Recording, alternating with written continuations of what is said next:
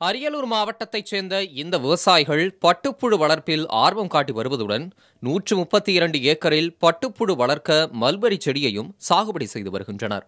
கடந்த சில ஆண்டுகளாக கடுமையான வறட்சியின் காரணமாக கரும்பு, கடலை, நெல், பருத்தி மற்றும் சோள விவசாயத்திற்கு மாறிய இவர்கள் செலவுக்கு ஏற்ற வருவாய் ஈட்ட முடியாததாலும் 100 நாள் வேலைவாய்ப்பு திட்டத்தில் வேலை கிடைக்காத காரணத்தாலும் விவசாயம் சார்ந்த மாற்று தொழில் செய்ய முடிவெடுத்தனர்.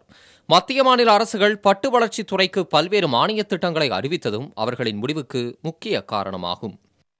நல்ல பேட்ச் அமைஞ்சுன்னா 80% கிடைக்கும். 100 முட்டை தொகுதினா 80 கிடைக்கும். இன்றைய மார்க்கெட் வந்து 400லேருந்து 500 ரூபா வரைக்கும் இருக்குது. அப்படி இருக்கும்போது ஒரு 15-20 நாளையில் எவ்வளோ கிடைக்குன்னு கேட்டிங்கனாக்கா ஒரு 32லேருந்து 40,000 ரூபா வரைக்கும். தண்ணி பிரச்சனை, அதிகமான தண்ணி பிரச்சனை கிடையாது. சொட்டு நீர் போட்டுக்கலாம், ஒன்றும் பிரச்சனையே கிடையாது. பட்டுப்புழுவுக்கு உணவான மல்பெரி செடியை நடவு செய்யவும் அரசு மானியம் தருவதால் இத்தொழில் செய்வதற்கு வசதியாக உள்ளது.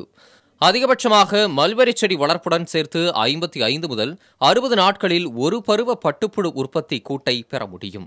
இதில் ஆண்டுக்கு 1,60,000 இருந்து 2,60,000 வரை வருவாய் ஈட்ட முடியும் என விவசாயிகள் கூறுகின்றனர்.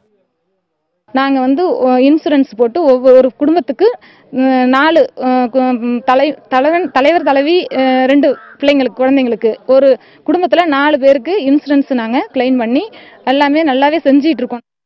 பட்டுப்புழு சாகுபடிக்கும் அதில் ஈடுபடும் விவசாயிகள் குடும்பத்தினருக்கும் அரசு சார்பில் காப்பீடு வழங்கப்படுவதாக அதிகாரிகள் தெரிவித்துள்ளனர். குறைந்த செலவில் நிறைவான லாபம் கிடைப்பதால் நிம்மதியாக இருப்பதாக பட்டுப்புழு வளர்ப்பில் ஈடுபட்டுள்ள அரியலூர் மாவட்ட விவசாயிகள் கூறுகின்றனர். புதிய தலைமுறைக்காக அரியலூர் செய்தியாளர் செந்தில்குமார்.